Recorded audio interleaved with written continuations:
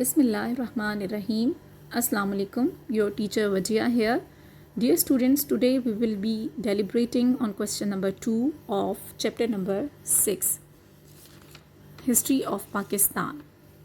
Regarding Islamization concept in era of General Ziaul Haq, I will be thoroughly explaining all related aspects including background, Islamization, all points and their effects. So let's start with the background. During the election of 1977, all the political parties started a campaign against People's Party. They formed an alliance called Pakistan National Alliance, and this alliance was headed by Maulana Mufti Muhammad. Assembly elections were held on 7th March 1977.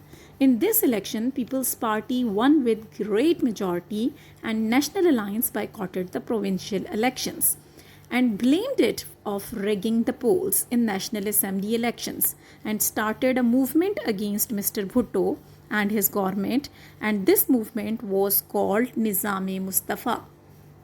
When the movement was on its peak and they were agitating against government, then the situation was beyond control and Mr. Bhutto invited the National Alliance for negotiations. The negotiations were still in progress when Army Chief Ziaul Haq declared martial law on 5th July 1977. And General Ziaul Haq ruled over the country for about 11 years, 5th July 1977 to 17th August 1988. And on 17th August 1988, General Ziaul Haq was killed in an air crash and the chairman of Senate, Ghulam Ishaq Khan, took over as a caretaker president of Pakistan. I hope now you can understand how his rule was started in Pakistan, and now we will start the answer of this question on page number 12 and 13 on your book. Now I am telling you about the major aspects, major points of Islamization during 1977 to 1988. And the first point is the setting up of Shariat court. And this first step was he started the Shariat benches in high courts in 1979. And in these benches, the judges were ulema. Ulema were the judges of these Shariat benches. And the next step is Federal Shariat Court was set up in 1980, and Federal Shariat Court appeals against the decision of the Federal Shariat Courts were heard by the Supreme Court of Pakistan. As you know, my all dear students, since its independence, Pakistan has been struggling with the idea of establishing an Islamic state. The religious segment of Pakistan was of the view that Islam should have been given a decisive role in shaping the laws of the country. Even the judicial organ of the state should have had the power to strike down laws perceived to be not Islamic. The second point is implementing Shariat ordinance, and he also bring the Shariat ordinance February 9th, 1979, an ordinance to bring in conformity with the injunction of Islam the law relating to the offense of stealing, drinking alcohol, rape and other crimes would be dealt with under the Shariat law. And it was necessary to modify the existing law relating to these offense, bring it in conformity with the injunction of Islam as set out in the Holy Quran and Sunnah.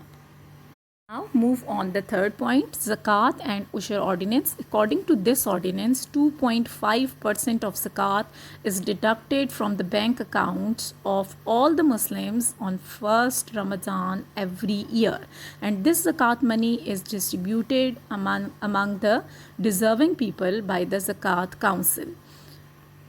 And I would like to tell you this thing, that this ordinance is still implemented in our banks, and every year 2.5% of zakat is deducted from the account, and then 10% ushr is deducted from the agriculture products, and it was started in 1983. Now the next point is point number 4, abolition of interest.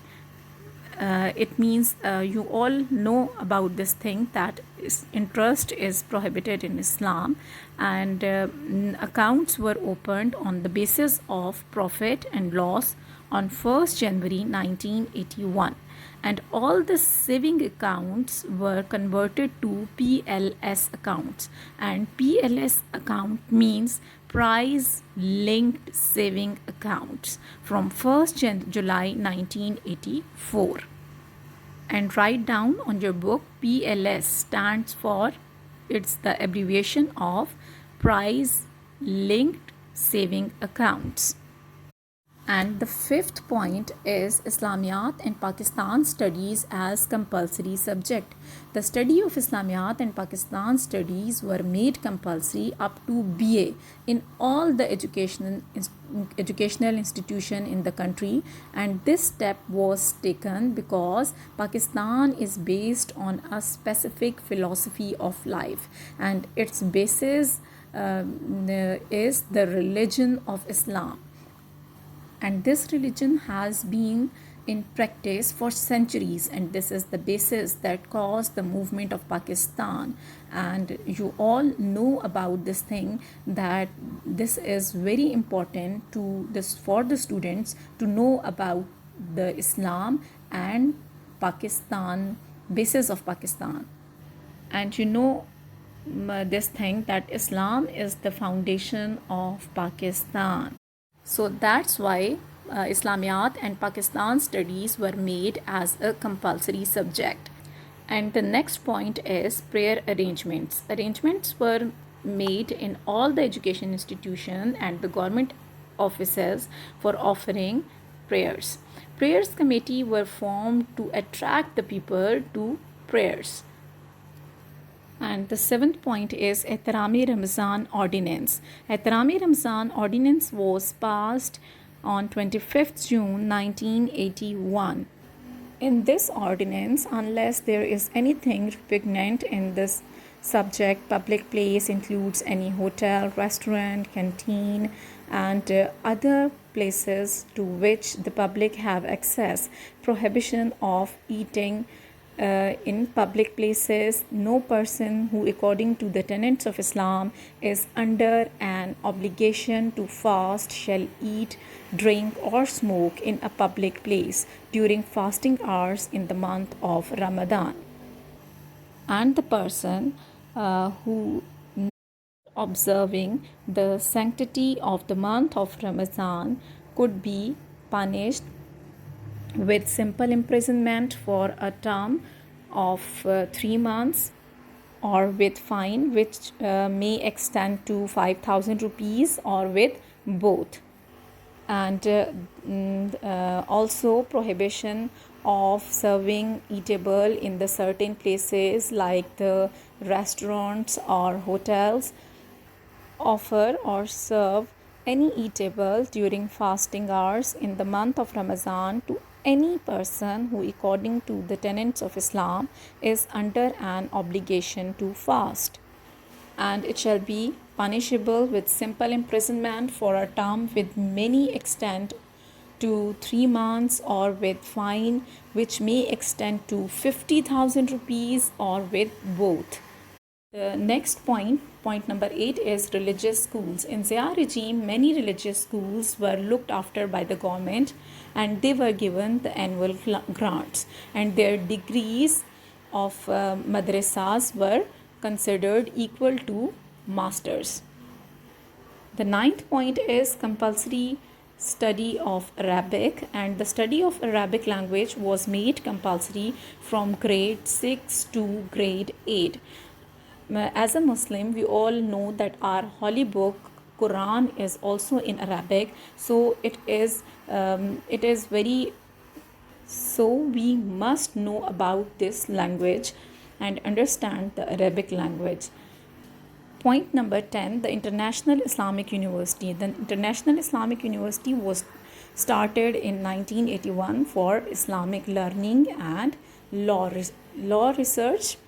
And the last point is the setting up of a Shariat faculty. The Shariat faculty was set up in the Quaid-e-Azam University, Islamabad, and which would provide the teaching of Hadith, Quran, and Fiqh.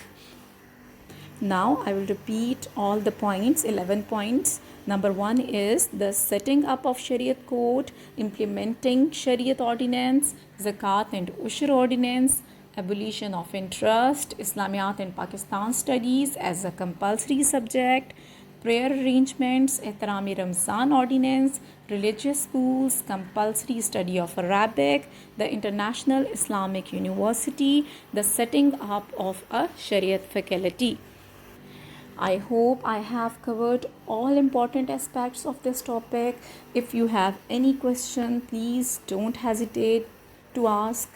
Your feedback will be highly appreciated, and thank you so much. Allah Hafiz.